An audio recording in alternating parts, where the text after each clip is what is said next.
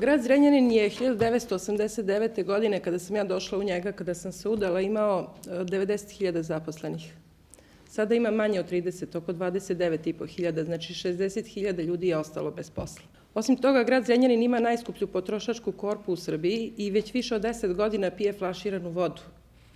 Zato što je voda koja je iz vodovoda puna arsena i teških metala. Kompletno uništena industrija, nažalost, izazvala je porast onih koji rade na crno i mnogi rade sezonske poslove u poljoprivredi. Ranije su poslodavci uzimali po ugovoru na 3 meseca, na 6 meseci ljude za te poslove, međutim, od 91. 2. 3. na ovamo više se ne radi tako, već se radi isključivo preko omladinskih zadruga.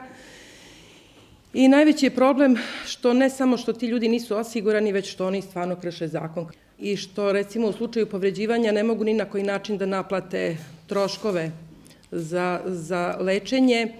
Prošle godine je u okolini Zrenjanina bilo 2 smrtna ishoda, te porodice nisu uspele da naplate nikakvo osiguranje, zato što su te osobe koje su radile na tuđe ime.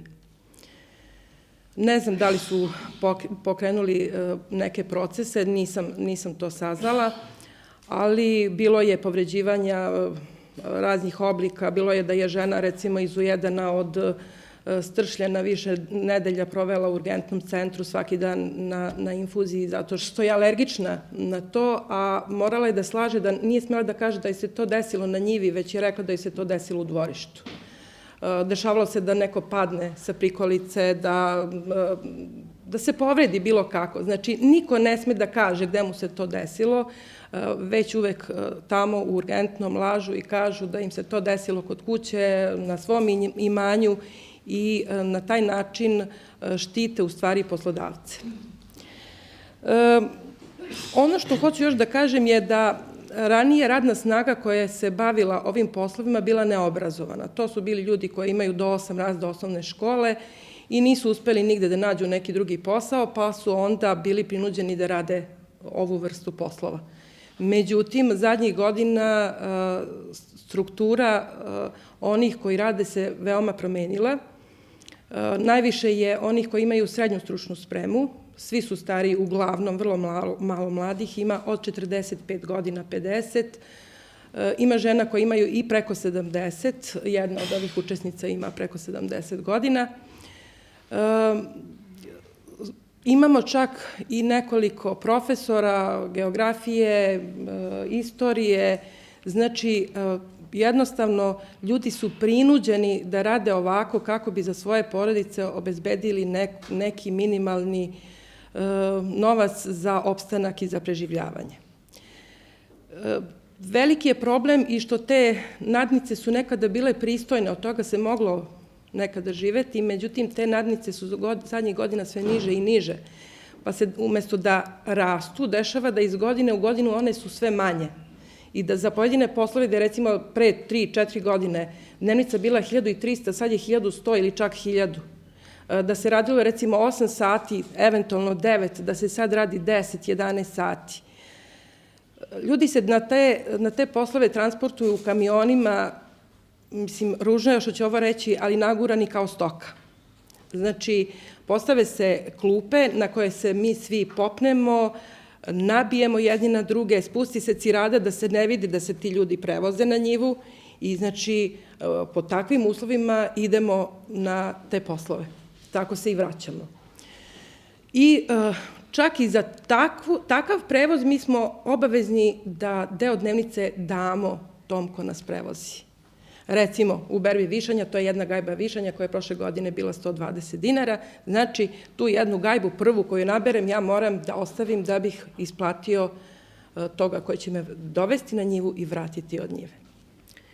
Poslodavci su često nekorektni prema ljudima koji rade ove poslove. Nisu svi, mislim da se razumemo. I obično je iskustvo da kada je manji poslodavac koji ima manju površinu koju obrađuje, valjda i sam u veoma teškim uslovima, pa je svestan toga. Obično su takvi poslodavci izuzetno korektni, isplata ide na vreme, obezbede vodu za svoje radnike, dešavalo se čak da obezbede i piće, neko u vidu sokova ili tako nešto.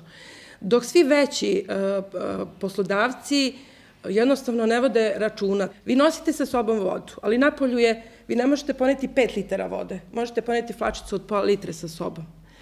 I idete vrstom koja je dugačka 1800 metara. I vi normalno tu vodu popijete već posle možda 500 metara, ali voda je vama tamo nazad. Ono što ne rade poslodavci koji su veći je da obezbede cisterne, što manji rade, da obezbede cisterne tim ljudima da oni mogu bar tu vodu na temperaturama koje znaju da budu i preko 40 stepeni da uzmu.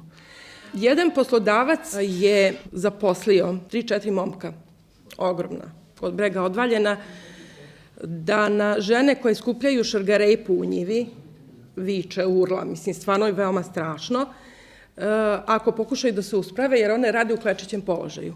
I ako bilo koja od njih za tih 8, 9, 10 sati pokuša da se uspravi, on priđe, kaže joj gomilu ružnih reči i preti oduzimanjem dnevnice i kaže ako se još jednom uspravi da sutra neće doći. Znači, to je, takvih primjera ima još. Ovo je primer koji znam, pa sam zato navela, ali sam čula razne priče.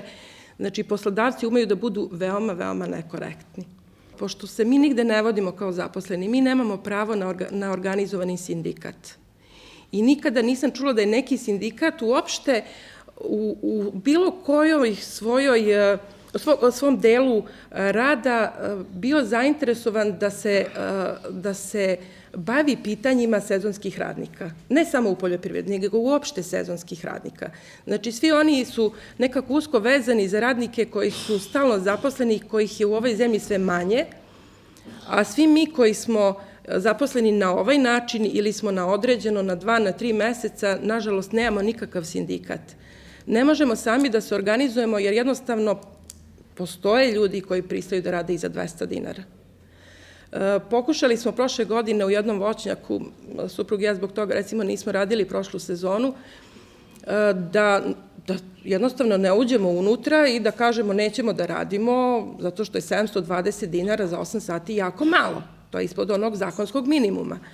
Međutim, mnogi su ušli u voćnjak i otišli da rade. Zato što je jednostavno njima bitno i tih 200 i 300 i 500 dinara, ali koliko god on će imati svojoj deci da kupi nešto da jedu. Zato ne postoji nikakvo sindikalno organizovanje. Ja sam imala 2 godine problem da uopšte ubedim žene da pričaju o tome. Veoma teško ih ubediti jer se plaše. Strah je ono što ih sprečava da se možda bolje organizuju. Strah da, jer ovo je poslednje što može da se nađe da se radi. Znači, ako ne nađu ovaj posao, one neće imati ni jedan drugi posao i njihove porodice će ostati bez ikakvih prihoda. Ono što još sam htela da kažem, recimo, čak i za ove poslove vam je potrebna veza. Meni je trebalo skoro godinu dana da upadnem u grupu koja je radila sezonske poslove. Znači, opet sam jurila komšinicu koja ima komšinicu koja radi na njivi. Znači, čak ni tu ne može bilo ko da dođe da radi, nego i tu postoji da je potrebna veza da biste upali u grupu, pošto nas je previše zainteresovanih za te poslove. Na hiljade. U okviru udruženja Vesna i ja smo pokrenule grupu za podršku. O tome će ona nešto malo više. Ja ću samo malo da kažem da pokušavam da uvučem i ove žene koje su sezonske radnice u naš rad i da malo po malo valjda će krenuti svest da o tome mora da se priča i da jednostavno ako se ćuti ništa se neće dogoditi, da moramo početi da budemo solidarni sa drugima i da pronađemo, ne znam još uvek kakav modus, ali da pronađemo neki način da se jednostavno i naš glas čuje. Radim u pogonu gde radi 24 muškarca i nekad je radilo 5, sad nas radi 2 žene. Radim isti posao kao i oni, a imam platu mnogo manju. I ja i ova druga drugarica. jer mi ne smemo da priđemo presi, to je za muškarce. Kad se radi staklena vuna ili kad se radi neka smola, to možemo da radimo. Kad treba da nosimo zajedno sa njima neke teške stvari, to radimo, ali platu ne možemo da dobijemo istu, jer mi nismo radnici, mi smo pomoćne radnice, žene. Kad lekarski pregled, kad bude, mi opet nemamo prava, samo radnici na presama, a mi, zato što su tu neka ulja, termalna ulja, a mi radimo u istoj prostoriji sa njima i mi ne trebamo da idemo, mi ne dišemo taj vazduh. To su samo neke, to su početne bile, a sad zadnjih 2 godina poniženja se nastavljaju iz dana u dan. Kad radimo u smenama, radimo prvu smenu, treću smenu, pa sutradan drugu, i tako to se vuče i po 2-3 nedelje. Radimo po 12 sati zajedno sa muškarcima, od 6 do 6 i od 6 do 6, i to i subotom i nedeljom. A kad imamo slobodnu subotu popodne, onda idemo da ribamo halu, zato što će gazda sutra dovesti svoju neku delegaciju.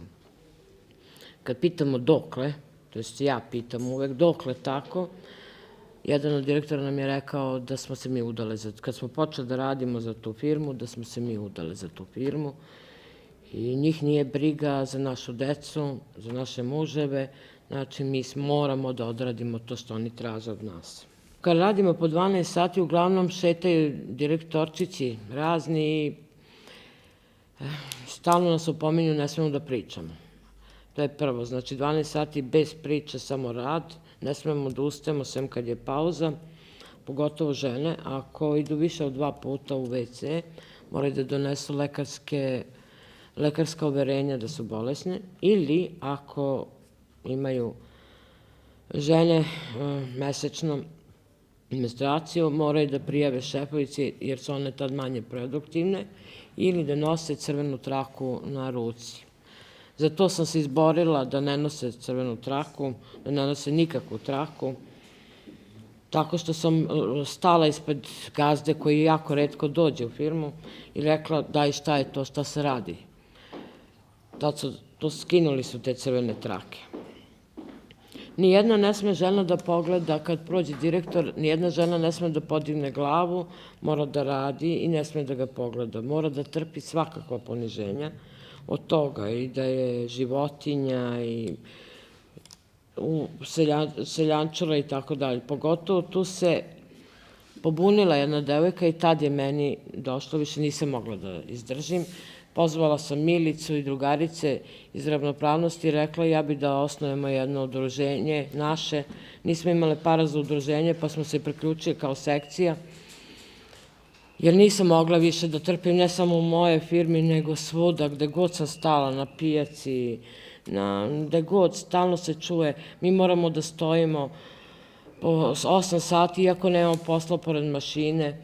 Mi moramo da, ako je toplo, nemaju po većim tim fabrikama, pogotovo stranih investitora, nemaju žene ni hlađenje, ni grejanje, rade u hladnom, rade u toplom, padaju u nesvest, dođe hitna pomoć, podigne ih i nastavljaju da rade. I onda smo se dogovorili da osnovimo tu sekciju. Još bih rekla za našu firmu, za moju firmu, među zadnjima što se desilo jeste da su dali otkaz ženi što je radila sve poslove po firmi, pa je dobila da bude čistačica, samohrana majka, ima 2 ćerke, nosila je pocepane pantalone ispod ove moderne pantalone, kako ih oni nazivaju, ispod mantila, i to se nekome nije svidelo i dobila je otkaz. Nisu je pitali ni zašto nosi, niti je neko upozorio nju da ne sme da nosi te pantalone, jer ona je mislila bolje da kupi ćerkama, da one nose, da one imaju, a ona će njihove stvari prenositi. Međutim, to se nekom nije svidelo. Onda su zvali, posle, kažem, 15 godina, sad sam već 16, zvali su me, ja tada nisam imala posla i zovu me, da odlučim, imam pola sata, da li ću da prihvatim da budem čistačica ili ću dobiti otkaz. Iako znaju da ja sam se operisala, više od 4 kilograma ne smijem da nosim. Ja sam to odmah rekla šefu i tom direktoru preko telefona. Vi imate moje lekarsko uverenje, da, kaže, nemoj punu kantu, nosi po pola, ovo je tebi kao nagrada, što si radnik naše firme 15 godina. Sada je najnovije što nam rade, kad ne idemo, kad nemamo posla, teraju nas kući, i to ako je žena radi na određeno vreme, ona odmah ide dobije otkaz, a ako je koja stalni radnik, onda ide na 65%. I normalno tu uvek idem prva ja, jer se ja uvek nešto bunim. Svako od nas ima oko 200 sati negativnih sati. To znači kad nas šalju kući ne plaćaju nam 65%, nego te sate skupljaju i sad jednostavno su rekli da nam neće dati godišnji odmor, da moramo to da pokrijemo i kad dođe novi ugovor, ne interesuje ih, moram da se radi koliko god treba da se ti sati pokriju do jula meseca. Počela sam u tom našoj sekciji. Prvo što sam uradila, smislila sam flajer na kojoj je devojka koja se pobunila u našoj firmi, bunila se zbog tog dugog radnog vremena, jer nije mogla, ništa nije, nedelja ostaje, nije mogla da se odmori, pitala je šefovicu dokle će tako, radile su 3 meseca po 10-12 sati, i one ništa nisu odgovorili. Sutradan je ona zakasnila ili pored jedno selo pored Zrenjanina i kad je se pojavila na posao, kasnije autobus i kad se pojavila, šefovica je počela seljančaro, gde si ti, zašto ovamo se buniš, nećeš da radiš, ovamo kasniš. Na to je ta devojka odgovorila i dobila je momentalni otkaz. Ona je valjda bila pokretač u svima nama da krenemo da radimo, da snimamo to i da pozivamo žene.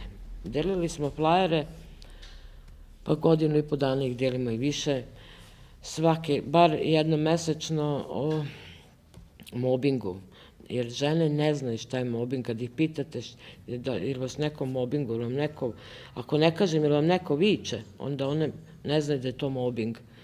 Pa smo mi tako napisali nešto o tom mobingu, da saznaju preko tih flajera, to nam je prva aktivnost bila. Druga grupa za podrške, dolaze nam žene iz raznih firmi, ispričaju svoje muke, ali neće ni jedna da se zna njeno ime, plaše se žene, jer ako ne budu imali to, neće imati s čim da hrane porodicu. Nijedna ne kaže svoje ime, čak ne da ni da se slikaju. Ali uglavnom ta je soba, ili kako mi nazivamo, soba za podršku ili grupa za podršku, pošto nemamo prostorije, najčešće u mojoj ili Milicinoj kući, dođe žene, ispričaju svoje priče i olakšaju sebi, a i drugim ženama pored njih. Pa smo tako krenuli sa tim vidom i na kraju počeli smo da širimo mrežu.